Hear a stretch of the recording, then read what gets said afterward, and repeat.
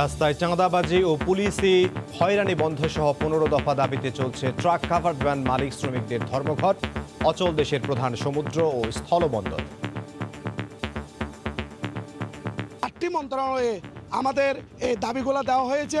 আশ্বাস দিয়েছে করবে, কিন্তু ওনারা এই পর্যন্ত কোনো একটা সুরাহা করে নাই। লোড আনলোড সব বন্ধ।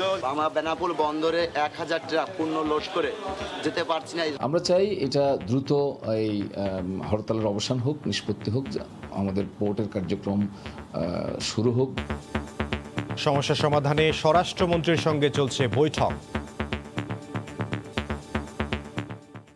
দেখছিলেন প্রধান শিরোনাম। দুপুরের সময় সঙ্গে আছে আমি ইমদাদুল হক। এবার অন্যান্য শীর্ষ সংবাদ। বিদেশি বিনিয়োগের নিরাপদ স্থান বাংলাদেশ। নিউ ইয়র্কে বিজনেস কাউন্সিলের বৈঠকে প্রধানমন্ত্রী। অর্থনৈতিক ক্ষেত্রে ঢাকা ওয়াশিংটন সহযোগিতা বাড়ানোর আশা। ফাইজার মডার্নার আরও ৮৯ লাখ টিকা পাচ্ছে বাংলাদেশ। আসবে আগামী মাস থেকে, কয়েক সপ্তাহের মধ্যে দেশেই উৎপাদন শুরু। নিউ ইয়র্কে পররাষ্ট্রমন্ত্রী। পাবলিক ঠেকে দিচ্ছে, আমরা এখানে আসলে মাথাটা ফাটে আগে, তারপর আমরা টাকা দিয়েছি লেকটা বাসা যায়। পাসপোর্ট অফিসের হয়রানির আরেক নাম দালাল চক্র। বৈধতা দিতে চায় কর্তৃপক্ষ। ক্ষুব্ধ সেবাগ্রহীতারা। সাফাই গাইলেন ডিজি।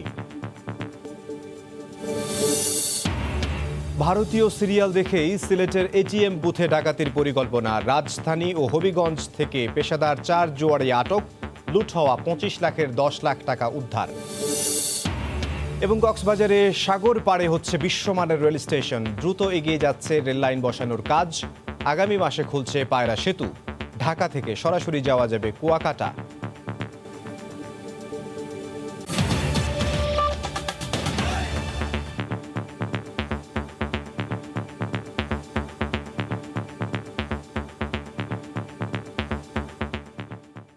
রাস্তায় চাঁদাবাজি ও পুলিশি হয়রানি বন্ধ চান ট্রাক কাভার্ড ভ্যান লরি শ্রমিক ও মালিকরা। এমন ১৫ দফা দাবিতে সারা দেশে চলছে ধর্মঘট। অচল হয়ে পড়েছে দেশের প্রধান সমুদ্র ও স্থলবন্দর। চট্টগ্রাম বন্দরে পণ্য পরিবহনের পাশাপাশি দ্বিতীয় দিনের মতো বন্ধ রয়েছে পণ্য খালাসও। জাহাজ ও কন্টেইনার জটের শঙ্কায় পড়েছেন বন্দর ব্যবহারকারীরা। শেখাউদ্দিনের ক্যামেরায় বিস্তারিত জানাচ্ছেন কমল দে। আন্দোলনকারীদের অবস্থানের কারণে বন্দর থেকে পণ্যবাহী কোনো যানবাহন বের হতে পারছে না। তেমনি পণ্য ডেলিভারি নিত কোনো গাড়ি বন্দরে ঢোকেনি। দ্বিতীয় দিনের মতো পণ্যবাহী যান চলাচল বন্ধ রেখে বন্দরের গেটে অবস্থান নিয়েছে আন্দোলনরত চালক শ্রমিকেরা। কিছুক্ষণ পরপরই দাবি আদায়ে স্লোগান দিচ্ছেন তারা। একটি ডকুমেন্ট দিচ্ছে ৬ চাকার। এই ডকুমেন্ট ৬ চাকা নিয়ে যখন আমরা রাস্তায় যাই, পুলিশ আলা সিঙ্গেলটা বলে এটা অবৈধ। আমরা সরকারকে ট্যাক্স দিয়ে বৈধভাবে থাকতে চাই। দেওয়ালয় পিঠটা টেকে গেছে। আমরা সরকারকে ৮টা মন্ত্রণালয়ে যখন চিঠি দেওয়া হয়েছে, আমাদেরকে আশ্বাস দিয়েছে করবে, কিন্তু ওনারা এই পর্যন্ত কোনো একটা সুরাহা করে নাই। আমাদের দাবি আদায় না হওয়া পর্যন্ত আমরা আছি, ইনশাল্লাহ মাঠে রাজপথে থাকবো। চট্টগ্রাম বন্দরের প্রধান জেটিতে 11টি সহ বহির্নোঙরে 78টি দেশি বিদেশি জাহাজের অবস্থান রয়েছে।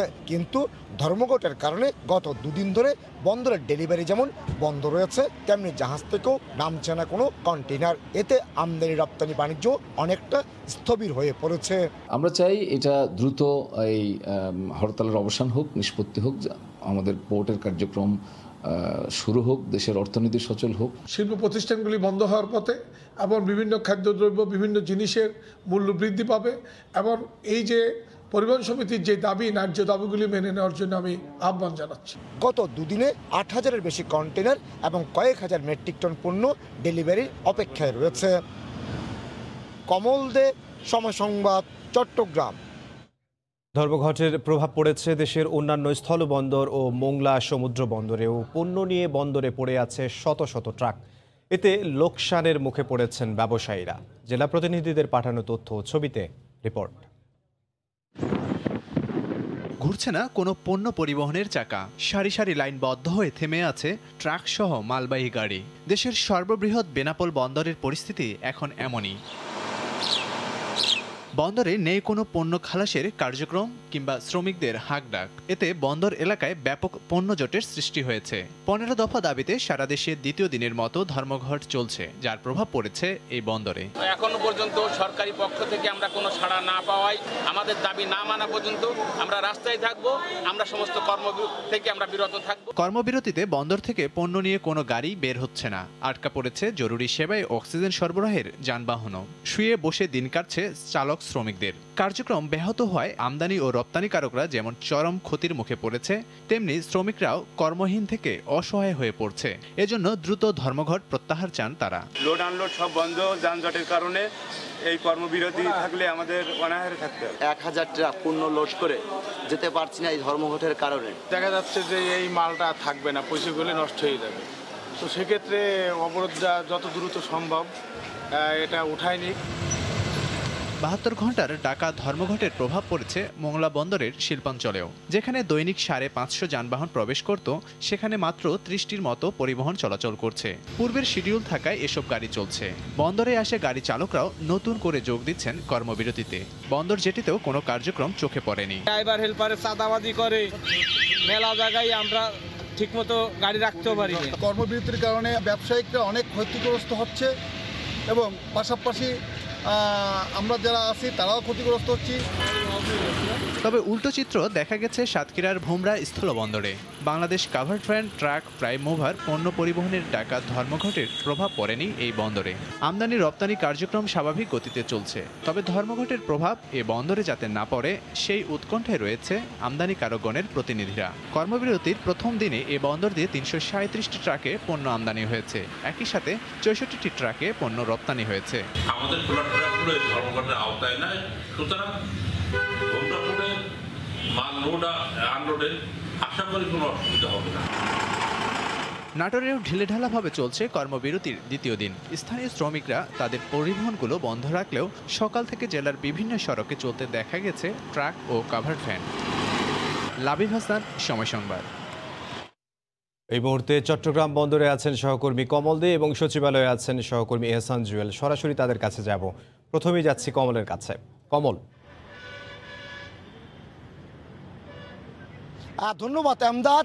15 দফা দাবি আদায়ের জন্য যে ধর্মঘট চলছে, সেই ধর্মঘটে কিন্তু বাংলাদেশের অর্থনীতি স্থবির হয়ে পড়েছে। বিশেষ করে আমদানি রপ্তানি বাণিজ্য পুরোপুরি এখন স্থবির, কারণ গত দুদিন ধরে চট্টগ্রাম বন্দর অচল হয়ে আছে এই ধর্মঘটের কারণে। আপনারা জানেন দেশের আমদানি রপ্তানি বাণিজ্যের 92% সম্পন্ন হয় এই বন্দর দিয়ে। গতকাল থেকে যখন এই বন্দর বন্ধ, তার মানে হচ্ছে যে আমদানি রপ্তানি স্থবির। এবং আপনারা জানেন চট্টগ্রাম বন্দর আজকে 11টি জাহাজ অবস্থান করছে দুদিন ধরে, তারা একটি কন্টেনার নামাতে পারে। আমি এখন যে অবস্থানে আছি, যে জাহাজটি দেখতে পাচ্ছেন, সেই জাহাজটি কিন্তু গত দুদিন ধরে এইভাবে কন্টেনার নিয়ে কিন্তু অপেক্ষা করছে যে কন্টেনার নামানোর জন্য।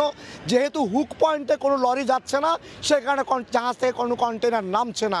এবং একই শুধু কন্টেনার নয়, বাল্ক পণ্যর ক্ষেত্রে কিন্তু এই ট্রাক, লরি, কাভার্ড ভ্যানগুলি গুরুত্বপূর্ণ ভূমিকা পালন করে। সেই ধর্মঘটের কারণে গত দুদিন ধরে বাল্ক পণ্য কিন্তু ডেলিভারি হচ্ছে না। অর্থাৎ চট্টগ্রাম বন্দরের যে ডেলিভারি সিস্টেমটি, সেটি শূন্যের কোটায় নেমে এসেছে এবং একই সাথে কন্টেনার ডেলিভারি এবং অন্যান্য পণ্য জাহাজ থেকেও নামছে না। আমরা কিছুক্ষণ আগে কথা বলছিলাম বন্দরের সচিব ওমর ফারুকের সাথে। তিনি আমাদেরকে জানিয়েছেন গত দুদিন ধরে চট্টগ্রাম বন্দরে কোনো পণ্য ডেলিভারি হয়নি, যেহেতু ট্রাক, কাভার্ড ভ্যান, লরি ধর্মঘট চলছে। এবং আমরা দেখেছি আগে যে ধর্মঘটগুলি চলতো তখন কিন্তু ভিতরে অভ্যন্তরীণ কাজ চলতো বিভিন্ন ইয়ার্ডের মধ্যে। এবারও কিন্তু সেরকম কাজ চলছে না, যেহেতু হুক পয়েন্টে কোনো যানবাহন যেতে পারছে না। আপনারা জানেন চট্টগ্রাম বন্দরের চেয়ারম্যান রিয়াদ অ্যাডমিরাল শাহজাহান দায়িত্ব নেওয়ার পর থেকে কিন্তু চট্টগ্রাম বন্দরকে কিন্তু একটি সহজ সরল অবস্থায় নিয়ে আসছিলেন। অর্থাৎ জাহাজের যে অবস্থানকালীন সময় সেটি কিন্তু কমিয়ে নিয়ে আসা হয়েছিল, কন্টেনার জট ছিল না। গত 6 মাস ধরে কিন্তু চট্টগ্রাম বন্দর অনেকটা স্বাভাবিক গতিতে চলছে। কিন্তু আজকে যে ধর্মঘট শুরু হলো গত দুদিন ধরে, সেই ধর্মঘটের ফলে কিন্তু আবারও জাহাজ জট কিংবা কন্টেনার জটের সংখ্যা সৃষ্টি দেখা দিয়েছে। কারণ তারা বলছে জাহাজ জট দাঁড়িয়ে আছে। এক্ষেত্রে ব্যবসায়ীরা বলছেন এই ধর্মঘটে সবচেয়ে বেশি ক্ষতির মুখে পড়তে হবে আমদানিকারক, রপ্তানিকারকদের। কারণ তাদের যে পণ্যগুলো আমদানি হয়েছে সেগুলি কিন্তু ছাড় হচ্ছে না, যেগুলি পণ্য রপ্তানি হবে সেগুলি কিন্তু বন্দরে পাঠানো যাচ্ছে না। অর্থাৎ এর ফলে কিন্তু আপনারা জানেন চট্টগ্রাম বন্দরে একটি জাহাজ একদিন বসে থাকা মানে কিন্তু 10 থেকে 15,000 মার্কিন ডলার কিন্তু জরিমানা গুনতে হবে এই দেশের এজেন্টদেরকে। তো বলা চলে যে 15 দফার দাবিতে যে ধর্মঘট চলছে সে ধর্মঘটের ফলে চট্টগ্রাম বন্দর বন্ধ হয়ে যাওয়ায় কিন্তু দেশের আমদানি রপ্তানি বাণিজ্য পুরোপুরি স্থবির হয়ে পড়েছে এবং কোনো কার্যক্রম চলছে না। ডেলিভারি শূন্যের কোটায় জাহাজ থেকে কন্টেনার নামতে পারছে না এই 11টি জাহাজ থেকে। তো বলা চলে চট্টগ্রাম বন্দর কার্যত 2 দিন ধরে অচল রয়েছে এই ধর্মঘটের ফলে। এর ফলে কিন্তু জাহাজ এবং কন্টেনার জটের একটি সংখ্যা থেকেই যাচ্ছে। এখন পর্যন্ত আমার কাছে ছিল বন্দর থেকে সর্বশেষ। আমরা এখন চলে যাব ঢাকা সচিবালয়ে, যেখানে আন্দোলনকারীদের সাথে স্বরাষ্ট্রমন্ত্রী বৈঠক চলছে সচিবালয়ে। সে খবর জানাবেন সহকর্মী এহসান জুয়েল। কমলদের কাছ থেকে আমরা চট্টগ্রাম বন্দরের খবর জানছিলাম। শুধুমাত্র চট্টগ্রাম বন্দর নয়, কিন্তু বেনাপোল সহ অন্যান্য স্থলবন্দর, বিশেষ করে বিভাগীয় শহরগুলোতে পণ্য পরিবহন ব্যবস্থাপনা কিন্তু পুরোপুরি ব্যাহত হচ্ছে। কারণ যে দুটি সংগঠন তারা এই 72 ঘন্টার ধর্মঘটের ডাক দিয়েছেন, তারাই কিন্তু মূলত বাংলাদেশের ট্রাক, কাভার্ড ভ্যান এবং যে প্রাইম মুভার পণ্য পরিবহনের বিষয়গুলো আছে সেগুলো কিন্তু নিয়ন্ত্রণ করে থাকেন। এই ধাক্কা কিন্তু এর মধ্যেই তৈরি পোশাক রপ্তানি শিল্প মালিকদের সংগঠন বিজেএমই তারা বুঝতে পেরে গতকালই স্বরাষ্ট্রমন্ত্রীর সঙ্গে তারা জরুরি বৈঠক করেছিলেন এবং স্বরাষ্ট্রমন্ত্রীর কাছে আহ্বান জানিয়েছিলেন দ্রুত এই সংকট থেকে উত্তরণের জন্য ব্যবস্থা গ্রহণ করতে। তারই ফলশ্রুতিতে আমরা কিন্তু আজকে সকাল 11:30 থেকে স্বরাষ্ট্র মন্ত্রণালয়ে দেখতে পেয়েছি যে এই সংগঠনগুলো যারা ধর্মঘটের ডাক দিয়েছে তাদের সঙ্গে স্বরাষ্ট্রমন্ত্রী সরাসরি বৈঠকে বসেছেন এবং গত 2.5 ঘন্টা ধরে বৈঠকটি চলছে। ধারণা করা হচ্ছে আরও হয়তো 20-25 মিনিট বৈঠকটি চলবে। সাধারণত এইসব বৈঠকে যেটি হয়ে থাকে, যখনই কোনো রকম ধর্মঘট কিংবা আন্দোলনের ডাক দেওয়া হয়, মাঝপথে যখন সংগঠনগুলোকে সরকারের পক্ষ থেকে ডেকে নেওয়া হয়, তখন সাধারণত কিন্তু দুই পক্ষই ছাদ দেওয়ার একটা বিষয় থাকে। ছাদ দিয়ে পরিস্থিতিটাকে নিয়ন্ত্রণ করে আনা হয়।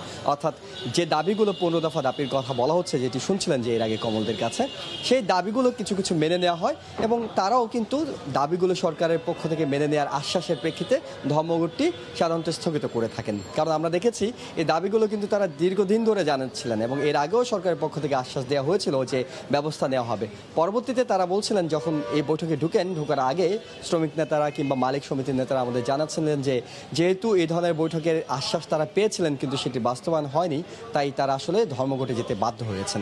তবে আরও একটি ধর্মঘট কিন্তু সামনে অপেক্ষা করছে। অর্থাৎ আরও একটি সংগঠন শ্রমিকদের, তারা কিন্তু আগামী 26 সেপ্টেম্বর পর্যন্ত একটি আলটিমেটাম দিয়ে রেখেছেন বিভিন্ন দাবি দেওয়ার। সেটি যদি কার্যকর করা সম্ভব না হয়, তখন কিন্তু তারা বলেছেন যে 27 থেকে 28 সেপ্টেম্বর আরেকটি ধর্মঘটের ঘোষণা আসতে যাচ্ছে। সবকিছু মিলে বর্তমানে যে পরিস্থিতি উদ্ভব হয়েছে সেটি আসলে নিয়ন্ত্রণের চেষ্টা করা হচ্ছে। অর্থাৎ কীভাবে সমঝোতা করে তাদেরকে আবারও পণ্য পরিবহনে আনা যায়, তারা যে কাজটি করতেন সেই কাজে তাদেরকে নিয়োজিত করা যায়, সেটি সরকারের পক্ষ থেকে উদ্যোগ নেওয়া হচ্ছে। কিছুক্ষণের মধ্যে স্বরাষ্ট্রমন্ত্রী বৈঠক শেষে আনুষ্ঠানিক ব্রিফ করবেন, যেখানে তিনি আসলে জানাবেন কিভাবে সংকট থেকে তারা উত্তরণ ঘটাচ্ছেন। এখন পর্যন্ত এমদাদ, এই ছিল আমার কাছে সবশেষ খবর। সচিবালয় থেকে সহকর্মী এহসান জুয়েল এবং এর আগে চট্টগ্রাম থেকে যোগ দিয়েছিলেন সহকর্মী কমল দে। বাংলাদেশ বিনিয়োগের নিরাপদ স্থান উল্লেখ করে বিদেশিদের এগিয়ে আসার আহ্বান জানিয়েছেন প্রধানমন্ত্রী শেখ হাসিনা। নিউ ইয়র্কে যুক্তরাষ্ট্র বাংলাদেশ বিজনেস কাউন্সিলের বৈঠকে ভার্চুয়ালি অংশ নিয়ে তিনি কথা বলেন। একই দিন নারী নেতাদের উচ্চ পর্যায়ের এক বৈঠকে অংশ নিয়ে আলাদা একটি নেটওয়ার্ক গঠনের উপর বিশেষ গুরুত্ব দেন সরকার প্রধান। এর আগে নিউ ইয়র্কে স্থানীয় সময় সকালে জাতিসংঘ সাধারণ পরিষদের উদ্বোধনী পর্বে অংশ নেন প্রধানমন্ত্রী শেখ হাসিনা। নিউ ইয়র্ক থেকে সে খবর জানাচ্ছেন হাসানুজ্জামান সাকি। জাতিসংঘের ৭৬তম সাধারণ পরিষদের অধিবেশনের উদ্বোধনী পর্বে যে কয়জন বিশ্ব নেতা সরাসরি অংশ নিয়েছেন, তার মধ্যে প্রধানমন্ত্রী শেখ হাসিনা ছিলেন অন্যতম। মঙ্গলবার শুরু হওয়া অধিবেশন চলবে 30 সেপ্টেম্বর পর্যন্ত। প্রধানমন্ত্রী শেখ হাসিনা 24 সেপ্টেম্বর সাধারণ পরিষদে বক্তব্য রাখবেন। জাতির পিতা বঙ্গবন্ধু শেখ মুজিবুর রহমান 1974 সালে জাতিসংঘে বাংলায় তার ঐতিহাসিক ভাষণ দেন। তাকে অনুসরণ করে প্রধানমন্ত্রী বিগত বছরের মতো এবারও বাংলায় ভাষণ দেবেন। উদ্বোধনী দিনের অধিবেশনের সাইডলাইনে প্রধানমন্ত্রী জাতিসংঘ সাধারণ পরিষদের সভাপতির আহ্বানে নারী নেতাদের উচ্চ পর্যায়ের বৈঠকে বক্তব্য রাখেন। সেখানে তিনি লিঙ্গ সমতা নিশ্চিত করতে নারী নেত্রীদের একটি নেটওয়ার্ক গঠনের উপর বিশেষ গুরুত্ব আরোপ করেন। পরে নিউ ইয়র্কের যুক্তরাষ্ট্র বাংলাদেশ বিজনেস কাউন্সিলের গোল টেবিল বৈঠকে ভার্চুয়ালি অংশ নেন প্রধানমন্ত্রী শেখ হাসিনা। বৈঠকে বাংলাদেশে এখন বিনিয়োগের সবচেয়ে ভালো পরিবেশ বিরাজ করছে জানিয়ে বিদেশিদের বিনিয়োগের আহ্বান জানান সরকার প্রধান। The demographic dividend and our focus on developing skilled manpower ensures the investors here get skilled human resources at competitive prices. In the post-COVID-19 economic recovery, mutual cooperation and collective efforts are essential to attain shared prosperity. I assure Bangladesh government's wholehearted support to expand economic partnership between our two nations. একই দিন প্রধানমন্ত্রী শেখ হাসিনা কুয়েতের প্রধানমন্ত্রী সাবা আল খালিদ আল সাবা ও সুইডেনের প্রধানমন্ত্রী Stefan লফভেনের সঙ্গে আলাদা বৈঠকে মিলিত হন। কথা বলেন দ্বিপাক্ষিক স্বার্থ সংশ্লিষ্ট নানা বিষয় নিয়ে। করোনা পরিস্থিতি এবং রোহিঙ্গা এ দুটি বাংলাদেশের এই মুহূর্তের বড় সমস্যা। আর এই দুটি বিষয়ের উপরই বুধবার জাতিসংঘের সাধারণ পরিষদের বাইরে আলাদা দুটি বৈঠকে যোগ দেবেন প্রধানমন্ত্রী শেখ হাসিনা এবং তিনি বক্তব্য রাখবেন।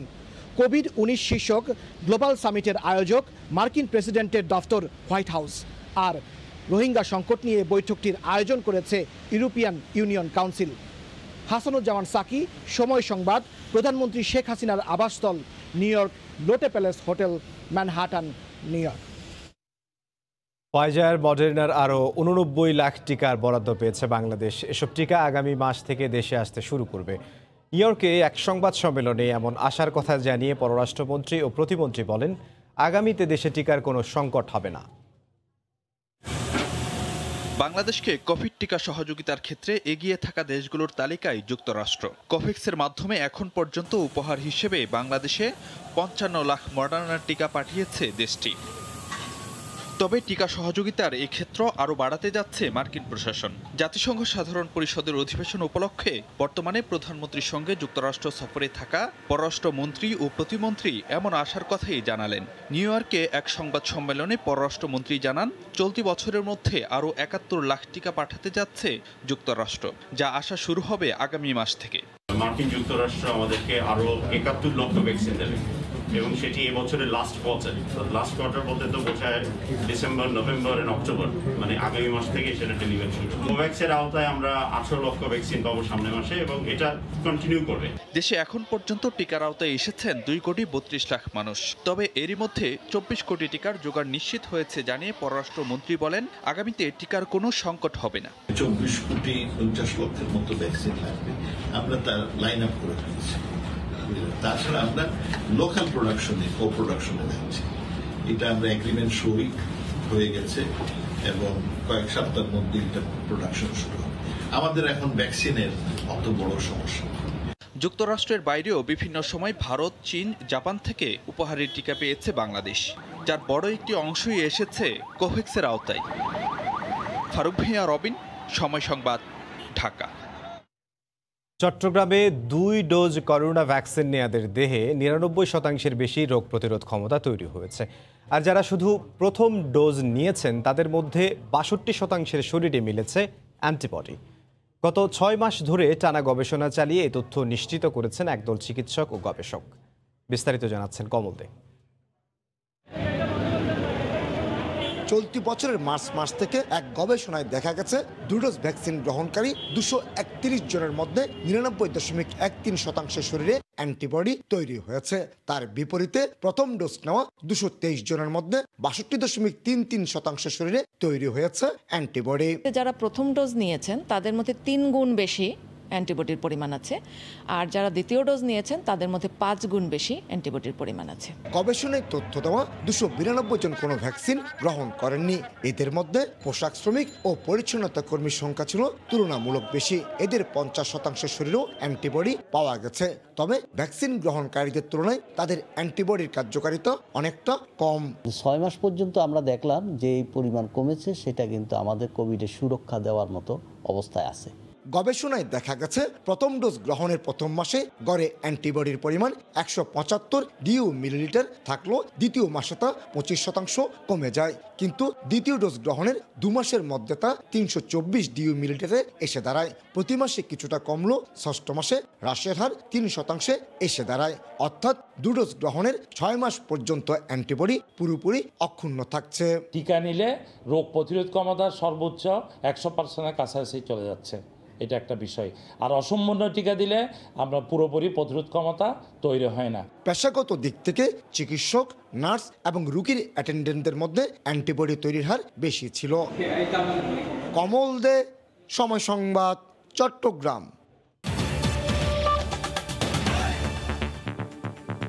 ট্রেনে করে যাওয়া যাবে কক্সবাজার, এমন স্বপ্ন এখন বাস্তবায়নের পথে। দ্রুত এগিয়ে চলছে দোহাজারী থেকে কক্সবাজার পর্যন্ত রেল লাইন নির্মাণ কাজ। পর্যটকদের সেবা দিতে সাগর পাড়ে নির্মিত হচ্ছে বিশ্বমানের রেল স্টেশন। সকালে আইকনিক স্টেশন পরিদর্শন শেষে রেলমন্ত্রী জানালেন, নানা জটিলতায় প্রকল্পের মেয়াদ 1 বছর বাড়ানো হলেও আগামী 2022 সালের ডিসেম্বরে শেষ করা হবে কাজ। বিস্তারিত জানাচ্ছেন সুজাউদ্দিন রুবেল। বিশ্বের দীর্ঘতম সমুদ্র সৈকত শহর কক্সবাজার, সড়ক ও বিমানপথই এখানে আসার মাধ্যম ছিল। সেই সাগর পাড়ে এবার হচ্ছে ট্রেনের দৃষ্টিনন্দন স্টেশন। কক্সবাজারের অংশে এগিয়ে যাচ্ছে রেললাইন নির্মাণের কাজ। ঝিলঞ্জা ইউনিয়নের চান্দের পাড়ায় একটি বড়সড় ঝিনুক তৈরি করছে রেলওয়ে। ঝিনুকটির 2 অংশের মাঝে ফাঁকা থাকবে 6 তলা উচ্চতার সমান। এই ঝিনুকটির পেটেই হবে মূল স্টেশন, যেখানে থাকবে আন্তর্জাতিক মানের স্টেশনের সব সুবিধা। সব ধরনের ফ্যাসিলিটি থাকবে যাত্রী নামার পরে। এখানে হোটেল, ফুড কোর্ট এবং অন্যান্য শপিং মল সবকিছুই থাকবে এবং এটার সম্পূর্ণ অটোমেটিক সিস্টেম হবে। স্টেশনটির 2য় তলায় ফুড ওভারব্রিজ ব্যবহার করে যাত্রীরা উঠবেন ট্রেনে। 6 তলা স্টেশন ভবনে যাত্রীদের ওয়েটিং রুম, শিশু যত্ন কেন্দ্র, খেলার জায়গা, রেস্টুরেন্ট, আবাসিক হোটেল, মিলনায়তন সহ আধুনিক সুবিধা থাকবে এখানে। করোনা ও বর্ষা মৌসুমে কাজে কিছু বাধা সৃষ্টি করলেও এখন পুরোদমে কাজ চলছে বলে জানালেন প্রকল্প কর্মকর্তারা। যেহেতু আমরা বর্ষার মৌসুমে কাজ করতে পারি নাই, এই জন্য আমরা অতিরিক্ত অনেক ম্যান পাওয়ার আমরা অলরেডি অ্যারেঞ্জ করছি, যাতে শিডিউল টাইমে আমরা কাজটা উঠাইতে পারি। এখন আমার কনস্ট্রাকশনের কাজ চলতেছে এখানে, আর প্ল্যাটফর্মের কাজটাও আমরা অলরেডি শুরু করে দিয়েছি। তো হোপফুলি আমরা আশাবাদী 2022 সালের ডিসেম্বর মাসে আমরা এই প্রজেক্টটা সাকসেসফুলি হ্যান্ডওভার করতে পারবো। ইতিমধ্যে 2য় তলা পর্যন্ত নির্মাণ কাজ শেষ, চলছে 3য় তলার কাজ। বুধবার দুপুরে এই আইকনিক স্টেশনের নির্মাণ কাজ পরিদর্শনে যান রেলমন্ত্রী। এ সময় তিনি জানান, নানা জটিলতায় প্রকল্পের মেয়াদ 1 বছর বাড়ানো হলেও আগামী 2022 সালের ডিসেম্বরে কাজ শেষ করা হবে। উন্নত এবং আরামদায়ক যাতে আপনার ট্রেনগুলো সেগুলো থাকবে, ট্যুরিস্টদের উপযোগী সেই ট্রেনগুলো আমরা ইতিমধ্যেই প্রকিউরমেন্টের জন্য ইতিমধ্যেই পদক্ষেপ গ্রহণ করেছি। দোহাজারী থেকে কক্সবাজার পর্যন্ত থাকছে 9টি রেল স্টেশন, যা হবে দোহাজারী, সাতকানিয়া, লোহাগাড়া, হারবাং, চকরিয়া, দুলহাজারা, ইসলামাবাদ, রামু ও কক্সবাজার। দেশের সবচেয়ে আকর্ষণীয় রেল স্টেশন হতে যাচ্ছে কক্সবাজারে। ঝিনুকের আদলে নির্মিত হওয়া এই রেল স্টেশনে থাকছে বিশ্বমানের অত্যাধুনিক সব সুযোগ সুবিধা। এই প্রকল্পটি বাস্তবায়িত হলে পর্যটন নগরী কক্সবাজারে পর্যটক আগমন বহুগুণ বাড়বে বলে মনে করছেন সংশ্লিষ্টরা। সুজাউদ্দিন রুবেল, সময় সংবাদ, কক্সবাজার। এদিকে আরেক পর্যটন কেন্দ্র পটুয়াখালীর কুয়াকাটাতেও ফেরি পারাপার ছাড়াই ঢাকা থেকে যাওয়া যাবে। যান চলাচলের জন্য আগামী মাসে যে কোনো দিন খুলে দেয়া হবে পায়রা সেতু। সাগরকন্যা কুয়াকাটার পর্যটন সম্ভাবনা মাথায় রেখে সেতুটি নান্দনিক রূপে গড়ে তোলা হয়েছে। মাহমুদুল নবীর তোলা ছবিতে বিস্তারিত জানাচ্ছেন ফিরদাউস সোহাগ। বরিশাল বিভাগের মানুষের অপেক্ষার দিন প্রায় শেষ। চালু হচ্ছে পায়রা সেতু। মূল সেতুর 99% কাজ শেষ। এখন টোল প্লাজা ও প্রশাসন ভবনের শেষ ধাপের কাজ চলছে। 4 লেন বিশিষ্ট সেতুটির দৈর্ঘ্য 1470 মিটার, প্রস্থ 19.76 মিটার আর অ্যাপ্রোচ সড়কের দৈর্ঘ্য 1268 মিটার। সেতুটিতে রয়েছে 32টি স্প্যান আর 31টি পিয়ার। ব্রিজটা হওয়ার কারণে অনেক সুন্দর, তাড়াতাড়ি সবাই যাতায়াত করতে পারবে। সেতু হওয়ার কারণে এলাকার অনেক উন্নয়ন হবে, এটা ভেবে আমরা অনেক খুশি। টোল প্লাজার কাজ শেষ হলেই উদ্বোধন করা হবে বলে জানান সংশ্লিষ্ট কর্মকর্তা। ওয়াইড স্কেলের কাজ চলমান রয়েছে, এগুলো কাজ শেষ হলেই আমরা উদ্বোধনের দিকে চলে যাব। ভূমিকম্প সহনীয় করে সেতুটি নির্মাণ করা হয়েছে বলে জানান প্রকল্প পরিচালক। ভূমিকম্পের জন্য যে সিসমিক ট্রান্সমিট ইউনিট আমরা STU বলি, সেটি আমরা অলরেডি আমাদের ব্রিজের গার্ডারের নিচে আমরা স্থাপন করেছি। জমি অধিগ্রহণ থেকে শুরু করে সেতুটি নির্মাণে মোট ব্যয় হয়েছে 1347 কোটি টাকা। একটি চীনা ঠিকাদারি প্রতিষ্ঠান এটি নির্মাণ করেছে। কুয়েত, ওপেক ফান্ড এবং বাংলাদেশ সরকার যৌথভাবে অর্থায়ন করেছে। সাগরকন্যা কুয়াকাটার পর্যটকদের আকৃষ্ট করতে সেতুটি দৃষ্টিনন্দন করে গড়ে তোলা হয়েছে। শুধু সেতু নির্মাণে ব্যয় হয়েছে 1118 কোটি টাকা। সেতুটি বরিশাল তথা উপকূলীয় এলাকার মানুষের অর্থনীতির উন্নয়নে সহায়ক হবে, বদলে দেবে এ অঞ্চলের মানুষের জীবনযাত্রা। এমনটাই মনে করছেন সংশ্লিষ্টরা। পায়রা সেতু থেকে ফিরদাউস সোহাগ, সময় সংবাদ। নির্বাচন কমিশনের মেয়াদ শেষ হতে বাকি মাত্র 5 মাস, তাই আগামী 3 মাসের মধ্যেই মেয়াদ উত্তীর্ণ নির্বাচনগুলো সম্পন্ন করার পরিকল্পনা নেওয়া হয়েছে। ইসি সূত্র বলছে, নারায়ণগঞ্জ সিটি কর্পোরেশন, 64টি জেলা পরিষদ ও 3000-এর বেশি ইউপি নির্বাচন সম্পন্ন করতে চায় চলতি বছরের ডিসেম্বরের মধ্যেই। শেষ সময়ে তাই আস্থার সংকট থেকে মুক্তি পেতে ইসিকে সুষ্ঠু নির্বাচন অনুষ্ঠানের চেষ্টা চালানোর পরামর্শ দিলেন নির্বাচন বিশ্লেষকরা। বেলায়েত হোসেনের রিপোর্টে বিস্তারিত।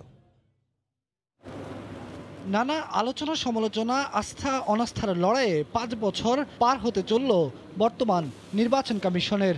শেষ সময়ে এসে মেয়াদ উত্তীর্ণ নির্বাচনগুলোর দিকে এখন নজর তাদের। বড় কোনো নির্বাচন বলতে ইসির সামনে এখন নারায়ণগঞ্জ সিটি কর্পোরেশন। ডিসেম্বরের মধ্যেই এই সিটিতে ভোট আয়োজনের কথা ভাবছে ইসি। রয়েছে দেশের 64 জেলা পরিষদ নির্বাচনের প্রাথমিক প্রস্তুতিও। আরও আছে মেয়াদ উত্তীর্ণ বেশ কিছু পৌরসভা ও উপজেলা পরিষদ। নারায়ণগঞ্জ যে সিটি কর্পোরেশনের কথা বলেছেন যে তফসিল কবে নাগাদ হতে পারে, সেটিও মাননীয় কমিশন বসে সিদ্ধান্ত নেবেন। প্রিলিমিনারি একটি সিদ্ধান্ত এইরকম, অর্থাৎ এরকম চিন্তা করছে যে এটি আমরা ডিসেম্বরের মধ্যে করার ইচ্ছে রাখে। দেশের প্রায় 4000 ইউনিয়নের মধ্যে প্রথম ধাপে 101 ইউপির ভোট শেষ। বাকি সব ইউনিয়নের ভোট অক্টোবর থেকে ডিসেম্বরের মধ্যেই সম্পন্ন করতে নীতিগত সিদ্ধান্ত নিয়েছে নুরুল হুদা কমিশন। অক্টোবর থেকে আমরা ডিসেম্বরের মধ্যে অলমোস্ট সবগুলো ইউনিয়ন পরিষদের নির্বাচন সম্পন্ন করব। সব মিলিয়ে ডিসেম্বরের মধ্যেই নির্বাচন সংক্রান্ত কাজগুলো সম্পন্ন করতে চায় ইসি। এরপর বিদায়ের প্রস্তুতি। দেখতে দেখতে একেবারে শেষ সময় চলে এসেছে কেএম নুরুল হুদার নেতৃত্বাধীন 5 সদস্যের এই নির্বাচন কমিশন। আগামী বছরের ফেব্রুয়ারিতে তাদের মেয়াদ শেষ হলেও এবছরের ডিসেম্বরের মধ্যেই প্রায় 3500 নির্বাচন সম্পন্ন করার প্রস্তুতি নিয়ে রেখেছে ইসি। আর এটাই তাদের চূড়ান্ত পরীক্ষা। নির্বাচন বিশ্লেষকরা তাই বলছেন, শেষ ভালো যার সব ভালো তার। সাবেক নির্বাচন কমিশনার বলেন, শেষ নির্বাচনগুলো অন্তত সম্পন্ন হোক সুষ্ঠুভাবে, তাতে যদি এই কমিশনের প্রতি মানুষের আস্থার সংকট কিছুটা কমে। এটা যেহেতু তাদের শেষ দিকের নির্বাচন, এগুলোকে আরো ভালোভাবে করতে পারলে সুনাম নিয়েই তারা যাবেন। এরপরে তা আর সুযোগ পাবেন না। যদি বিরূপ সমালোচনা আসে, তাহলে এগুলোকে সংশোধন করার সুযোগ পাবেন না। নির্বাচন কমিশন সূত্র বলছে, এ মাসের মধ্যেই দ্বিতীয় ধাপের ইউপি নির্বাচন সহ স্থানীয় সরকারের বেশ কিছু প্রতিষ্ঠানে নির্বাচনের তফসিল ঘোষণা করবে ইসি। বেলায়েত হোসাইন, সময় সংবাদ, ঢাকা। পাসপোর্ট অধিদপ্তরের বাইরে দালালদের দৌরাত্ম্য কমাতে না পেরে উল্টো এজেন্সির মাধ্যমে তাদের বৈধতা দেওয়ার প্রক্রিয়া চলছে। পাসপোর্ট অধিদপ্তরের মহাপরিচালক বলছেন, গ্রাহকের সহায়তাকারী হিসেবে কাজ করবেন পাসপোর্ট অফিসের বাইরে কাজ করা দালালরা। নীতিমালার আওতায় নির্দিষ্ট ফি নিয়ে গ্রাহকদের সেবা দেবে এই এজেন্সি। খলিলুর রহমানের ক্যামেরায় সাদাত রহমতুল্লাহর রিপোর্টে বিস্তারিত। ধানমন্ডি থেকে আগারগাঁও এসেছেন 50 ঊর্ধ্ব শাহাবুদ্দিন আহমেদ। উদ্দেশ্য পাসপোর্ট তৈরি, কিন্তু আধুনিক সব সুযোগ সুবিধা সম্পন্ন বিশাল কর্মযজ্ঞের পাসপোর্ট অফিসের ভবনে না যে আশ্রয় নিয়েছেন ভবনের সামনে গাছতলার দোকানে। পাসপোর্ট অধিদপ্তরের বিভিন্ন রকম সেবা বিনামূল্যে পাওয়ার নিয়ম থাকলেও টাকার বিনিময়ে তৃতীয় পক্ষের মাধ্যমে কাজ ছাড়ছেন তিনি, যাতে নির্ভুল হয় সেই জন্যই ওদের সাহায্যটা নিচ্ছে। পাসপোর্টের ফর্ম পূরণ, জমা দিয়ে ছবি তোলা ও বায়োমেট্রিকের জন্য অ্যাপয়েন্টমেন্ট নেওয়া এবং ব্যাংকে টাকা জমা দেওয়ার মতো সাধারণ এবং অত্যাবশ্যকীয় কাজের জন্য দালালের সহায়তা নেন সেবা প্রত্যাশীরা। পাসপোর্ট অফিসের বাইরের চিত্রটা এমনই। আর অধিদপ্তরের কর্মযোগের বিপরীতে একটি টেবিল আর একটি ল্যাপটপে মিলছে পাসপোর্টের সব সমস্যার সমাধান। এর জন্য গুনতে হয় টাকা। কিভাবে করতে হয় এটা আমরা জানি না, সেই জন্য আগে ওরা আবার জানে, সেই জন্য ওদের কাছে আসছে। এই গাছতলা এসে যদি ইনফরমেশন নিতে হয়, তাহলে এই স্থাপনাটা কেন ভাই? স্বাধীনতার পর প্রতিষ্ঠিত পাসপোর্ট অধিদপ্তরের উন্নয়ন হয়েছে নানামুখী। বৈশ্বিক চাহিদায় বাংলাদেশও প্রবেশ করেছে ই পাসপোর্ট যুগে। আর এই পুরো যাত্রাপথে বিস্ফোরণের মতোই রয়ে গেছে দালাল চক্রের দৌরত্ব। পাসপোর্ট অফিসের সামনে কত দালাল ঘুরে, এটা কি এমনি ঘুরে? পাবলিক ঠেকা দিচ্ছে। আমি আপনার মাথাটা ফাটাই দিচ্ছি, আপনি হসপিটাল যায় ডাক্তার দেখাবেন না? আমরা এখানে আসলে মাথাটা ফাটাই আগে, তারপর আমরা টাকা দিয়েছি, লেখ করে বাসা যায়। রাস্তার পাশে তারা কম্পিউটার কাজ করে, তারা সিন্ডিকেট করা জড়িত। অলরেডি পাসপোর্টের সবাই, এই আনসারকন স্টাফন সবাই এই টাকার সাথে জড়িত। নাগরিকদের অধিকাংশ যখন দালাল মুক্ত সেবা প্রত্যাশা করেন, তখন পাসপোর্ট অধিদপ্তরের দাবি, এর মাধ্যমে গ্রাহকদের সেবা নিশ্চিত হওয়ার পাশাপাশি কমবে দুর্ভোগ। এটা আমি পুরোপুরি দালাল বলবো না, এই সাহায্যটা যদি পজিটিভ দিকে হয় একটা অর্থের বিনিময়ে, এটা কিন্তু তারপরও এই জিনিসটাকে প্রতিষ্ঠান অন্তর্ভুক্ত করে নিয়ে আসার জন্য আমরা চিন্তা ভাবনা করেছি, বাট আমরা এখনও মন্ত্রণালয়ে কোনো প্রস্তাব দেয়নি। আমরা এটা আরও আলোচনা করব, এটা কিভাবে এই কাজটাকে একটা একটা শৃঙ্খলার মধ্যে আনা যায়। বর্তমানে রাজধানীর আগারগাঁও পাসপোর্ট অফিসের সামনে সড়কেই অর্ধশতাধিক দোকানে এই কাজে যুক্ত রয়েছেন 5 শতাধিক মানুষ। দীর্ঘদিনের বাস্তবতা হচ্ছে পাসপোর্ট আর দালাল চক্র চলছে সমান্তরাল গতিতে। দালাল নির্ভরে সেবা পেতে জিম্মি গ্রাহকদের সরকার নির্ধারিত কয়েক গুণ অতিরিক্ত ফি গুনতে হয় এই পাসপোর্ট অফিসে। সময় প্রবাহে জনগণের গলার কাটা সেই দালালদেরই বৈধতা দিচ্ছে পাসপোর্ট অধিদপ্তর। তবে এই বৈধতার মাধ্যমে পাসপোর্ট অফিসের দালালের দৌরত্ব কতটুকু টানা যাবে সেটি এখন ভবিষ্যৎই বলে দেবে। সাদাত রহমতুল্লাহ, সময় সংবাদ, ঢাকা। ভারতীয় মেগা সিরিয়াল সিআইডি দেখে ডাকাতির পরিকল্পনাতে সিলেটে এটিএম বুথ থেকে 25 লাখ টাকা লুট করে 4 জোয়ারি। মিশন শুরুর আগে চলে কয়েক দফা রেকি, পরে পেশাদার 4 জোয়ারি গভীর রাতে হানা দেয় বুথে। চক্রের 3 সদস্যকে গ্রেফতারের পর এসব তথ্য জানিয়েছেন গোয়েন্দারা। চলতি মাসের 12 তারিখ সিলেটের ওসমানী নগরের একটি বেসরকারি ব্যাংকের বুথ। রাত 3:15 দিকে কিছু একটা আওয়াজ পেয়ে নিরাপত্তারক্ষী এগিয়ে আসেন বুথটির প্রবেশ মুখে। আগে থেকেই বাইরে ওত পেতে থাকা ডাকাত দল তাকে ধাক্কা মেরে ঢুকে পড়েন ভেতরে। প্রথমে স্কচ টেপ দিয়ে বেঁধে ফেলেন নিরাপত্তারক্ষীকে। পরে 4 মুখোশধারী ডাকাত দল বুথ ভেঙে প্রায় 24,25,500 টাকা ডাকাতি করে পালিয়ে যায়। বুথ ভাঙার আগে সিসি ক্যামেরায় কালো রঙের স্প্রে মেরে দেয় ডাকাতরা, যেন ছবিতে ধরা না পড়ে ডাকাতির ঘটনা। ঘটনার পরপরই ব্যাংক কর্তৃপক্ষ মামলা দায়ের করেন। 9 দিন পর ডিবির সাইবার অ্যান্ড স্পেশাল ক্রাইম বিভাগ ঢাকা ও হবিগঞ্জে অভিযান চালিয়ে গ্রেফতার করেছে ডাকাত দলটির 3 সদস্যকে। উদ্ধার করা হয়েছে 10,08,000 টাকা। গোয়েন্দারা বলছে ডাকাতির পরিকল্পনা করা হয় কয়েক মাস আগে। দফায় দফায় চলে রেকি। ডাকাত দলের সর্দার শামীম ভারতীয় মেগা সিরিয়াল সিআইডি দেখে অনুপ্রাণিত হয়ে ডাকাতির পরিকল্পনা করে। দলে ভেড়ায় আরও 3 সদস্যকে। মূল আসামি শামীম আহমেদ সেইটা পরিকল্পনা করে, এবং সে পরিকল্পনা করে সে আবার এই বিষয়ে অনেক দক্ষ, যে জ্ঞান প্রযুক্তি সেও দক্ষ। সে মাঝে মাঝে ইন্ডিয়ান যে সিরিয়ালগুলি, সিআইডি যে সিরিয়ালগুলি, সেটা সে দেখে কিভাবে অপরাধগুলি করে এবং অপরাধ করে কিভাবে পার পাওয়া যায়। পূর্ব পরিকল্পনা অনুযায়ী মুখের মাস্ক, মাথায় ব্যবহারের জন্য গোলাপি রঙের কাপড় ও বিশেষ ক্যাপ সংগ্রহ করে। পরে সারা রাত পর্যবেক্ষণের পর ঠিক ভোর হওয়ার আগে ঝাঁপিয়ে পড়ে মিশনে। এটাই বাংলাদেশের বোধ মানে যে এটিএম বুথে ঢুকে এটিএম বুথ শাবল দিয়ে ভেঙে টাকা লুণ্ঠন করে নিয়ে যাওয়া। ডাকাতিতে জড়িত বাকি সদস্যকে গ্রেফতারের চেষ্টা করছে পুলিশ। বুলবুল রেজা, সময় সংবাদ, ঢাকা। দুপুরের সময়ে আরও থাকছে। 6 মাত্রার শক্তিশালী ভূমিকম্পে কেঁপে উঠল অস্ট্রেলিয়ার দক্ষিণ পশ্চিমাঞ্চল। ধসে পড়েছে বেশ কয়েকটি স্থাপনা, আহত অনেকে।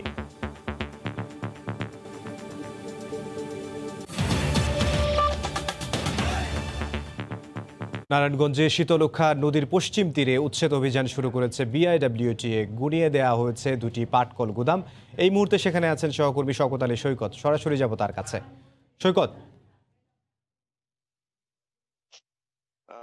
ধন্যবাদ এমদাদ। আপনি জানেন যে শীতলক্ষ্যা নদীকে অবৈধ দখলমুক্ত করতে বিআইডব্লিউটিএ নারায়ণগঞ্জ নদী বন্দর কর্তৃপক্ষ দফায় দফায় উচ্ছেদ অভিযান পরিচালনা করে আসছে। মহামারী করোনা ভাইরাসের কারণে দীর্ঘ সময় লকডাউনের কারণে সেই উচ্ছেদ অভিযান কার্যক্রমে কিছুটা বিঘ্ন ঘটেছিল। তবে দ্বিতীয় দফায় তারা লকডাউনের পরে দ্বিতীয় দফায় উচ্ছেদ অভিযান পরিচালনা করছে। এই দ্বিতীয় দফায় 4 দিন ব্যাপী উচ্ছেদ অভিযানের আজকে চলছে 3য় দিন। আজকে আমরা দেখেছি নারায়ণগঞ্জের শীতলক্ষ্যা নদীর নিতাইগঞ্জ এলাকায়, শীতলক্ষ্যা নদীর পূর্ব তীরে, এখানে পপুলার জুট মিল এবং মাসুদ জুট বেলিং নামে 2টি পাটকলের বেশ কিছু অবৈধ স্থাপনা কর্তৃপক্ষ নির্বাহী ম্যাজিস্ট্রেটের নেতৃত্বে ভেঙে দেওয়া হয়েছে। এবং এখানে একটি মসজিদও রয়েছে, নদীর দখল করে একটি মসজিদ তোলা হয়েছিল। নির্বাহী ম্যাজিস্ট্রেট তাদেরকে সময় দিয়েছেন সেই মসজিদ স্থানান্তর করার জন্য। এর ছাড়া তারা উচ্ছেদ অভিযানের কার্যক্রম সকাল থেকেই পরিচালিত হচ্ছে। শীতলক্ষ্যা নদীর পূর্ব তীরে বিভিন্ন এলাকায় মদনগঞ্জ পর্যন্ত তাদের অভিযান চলবে। আজকে বিকেল 4টা-5টা পর্যন্ত অভিযান পরিচালনার কথা রয়েছে। এছাড়া আরেকটা বিষয় আপনাকে জানিয়ে রাখছি যে এই নদীর দখলমুক্ত করার পাশাপাশি নদীর যে সীমানা নির্ধারণ, সেই কাজটিও কিন্তু বিআইডব্লিউটিএ চলমান রয়েছে। আমরা তারা কর্তৃপক্ষ আমাদেরকে যেটা জানিয়েছেন, বিআইডব্লিউটি এর যুগ্ম পরিচালক আমাদেরকে জানিয়েছেন যে শীতলক্ষ্যা নদীর মদনগঞ্জ থেকে বন্দর উপজেলার মদনগঞ্জ থেকে রূপগঞ্জ উপজেলার কাঞ্চন সেতু পর্যন্ত 2400 নতুন করে সীমানা পিলার গঠন পুনঃস্থাপন করা হবে।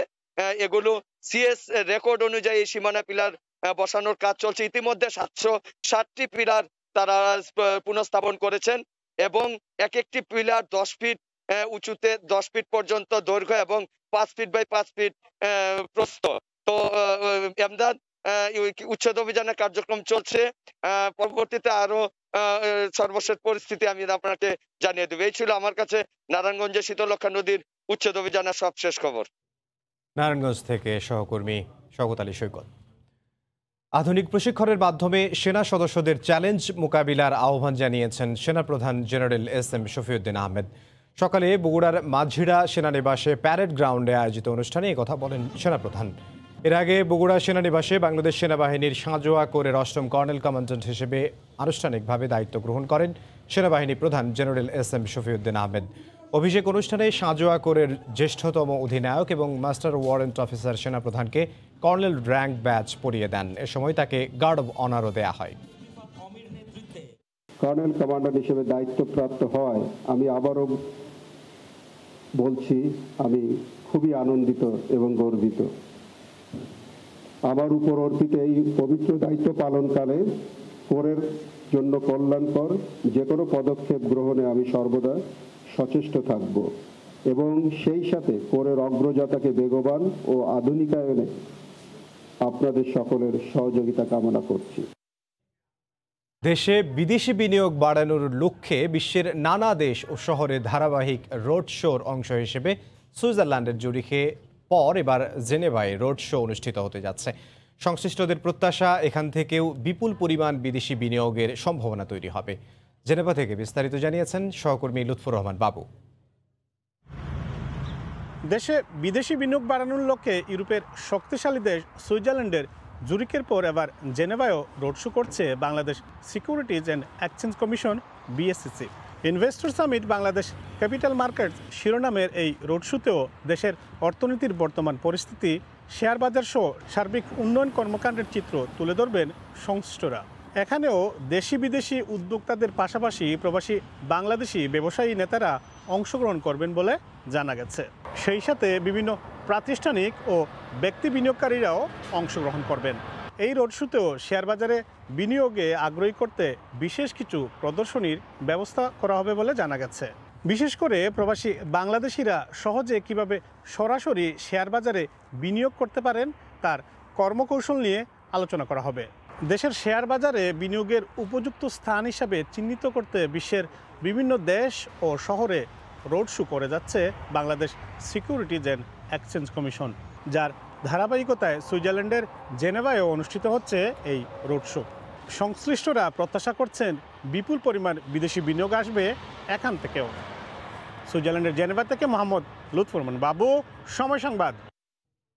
6 মাত্রার শক্তিশালী ভূমিকম্পে কেঁপে উঠল অস্ট্রেলিয়ার দক্ষিণ পূর্বাঞ্চল। এতে আহত হয়েছেন অনেকে। ভূমিকম্পে ধসে পড়েছে বেশ কয়েকটি স্থাপনা।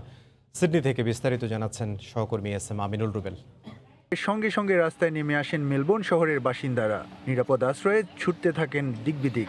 ভূমিকম্পের আঘাতে ধসে পড়েছে বহু পুরনো স্থাপনা। বিভিন্ন উঁচু ইমারত থেকে মানুষজন নেমে এসে আসলে এই লাইব্রেরির সামনের চত্বরের খোলা জায়গায় তারা অবস্থান নিয়েছিল। কিছু বাড়ি ক্ষতিগ্রস্ত হয়েছে, তবে সবাই নিরাপদে আছে। আমাদের এখানে শুধুমাত্র একজন আহত হয়েছেন। দেশটির দুর্যোগ ব্যবস্থাপনা বিভাগ জানায়, ভূমিকম্পের উৎপত্তিস্থল ভিক্টোরিয়া অঙ্গরাজ্যের মেলবোর্ন শহর থেকে 200 কিলোমিটার দূরের একটি গ্রামে। এর গভীরতা ছিল 10 কিলোমিটার। বিমানবন্দর থেকে নামার পরপরই ভূমিকম্পের খবর পেয়েছি আমি। সবার সঙ্গে কথা হয়েছে। দুর্যোগ মোকাবেলায় সব ধরনের ব্যবস্থা নেওয়া হয়েছে। যারা আহত হয়েছেন তাদের অবস্থা তেমন গুরুতর নয়। ভূমিকম্পের পরপরই উদ্ধার অভিযান শুরু করেছে স্থানীয় কর্তৃপক্ষ। গত 1.5 বছরে অস্ট্রেলিয়াতে করোনা আক্রান্ত হয়ে যত মানুষ মারা গেছে তার প্রায় 65% মানুষই কিন্তু মারা গেছে মেলবোর্ন এবং এর আশেপাশের এলাকায়। আজ সকালের ভয়াবহ ভূমিকম্পে মেলবোর্নের 150 বছরের পুরনো কিছু চমৎকার স্থাপনা ভেঙে গুঁড়িয়ে গেছে, ক্ষতিগ্রস্ত হয়েছে। তবে স্বস্তির বিষয় এটি যে এখন পর্যন্ত মেলবোর্ন থেকে কোনো হতাহতের খবর আমাদের কাছে এসে পৌঁছেনি। এস এম আমিনুল রুবেল, সময় সংবাদ, অস্ট্রেলিয়া।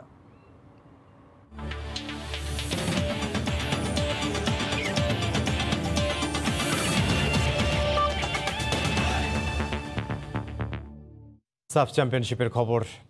সাফ চ্যাম্পিয়নশিপের জন্য ২৬ সদস্যের প্রাথমিক দল ঘোষণা করেছে বাফুফে। প্রথমবারের মতো ভিন্ন কোনো দেশ থেকে এসে বাংলাদেশের জাতীয়তা পাওয়া নাইজেরিয়ান এলিটা কিংসলে জায়গা পেয়েছেন স্কোয়াডে। এছাড়াও দলে ফিরেছেন জুয়েল রানা, আশরাফুল রানা ও টুরুল বাদশাহ। দলের ১০ জন ফুটবলারই বর্তমান প্রিমিয়ার লিগ চ্যাম্পিয়ন বসুন্ধরা কিংসের। এর মধ্যে রয়েছে একজন গোলরক্ষক, একজন মিডফিল্ডার, ৩ জন ডিফেন্ডার ও ৫ ফরওয়ার্ড। এছাড়া ঢাকা আবাহনীর ৫ ফুটবলার জায়গা করে নিয়েছেন এই দলে। এদিকে সাইফ থেকে জামাল ভুঁইয়া ছাড়াও ৩ ডিফেন্ডারকে দলে নেওয়া হয়েছে।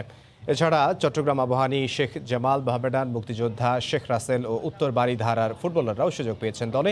এলিটা কিংসলেকে দলে রাখা হলেও এখনও ফিফা থেকে বাংলাদেশের হয়ে খেলার ছাড়পত্র পাননি তিনি।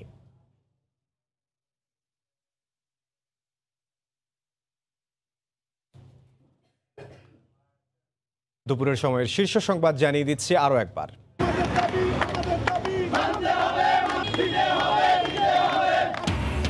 ১৫ দফা দাবিতে চলছে ট্রাক, কাভার্ড ভ্যান মালিক শ্রমিকদের ধর্মঘট। অচল দেশের প্রধান সমুদ্র ও স্থলবন্দর, সমস্যা সমাধানে স্বরাষ্ট্রমন্ত্রীর সঙ্গে বৈঠক।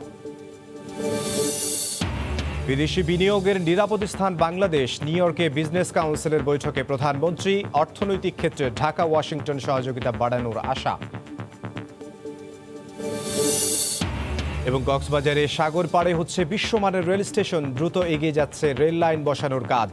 আগামী মাসে খুলছে পায়রা সেতু, ঢাকা থেকে সরাসরি যাওয়া যাবে কুয়াকাটা। এই ছিল দুপুরের সময়, সঙ্গে থাকুন সময়।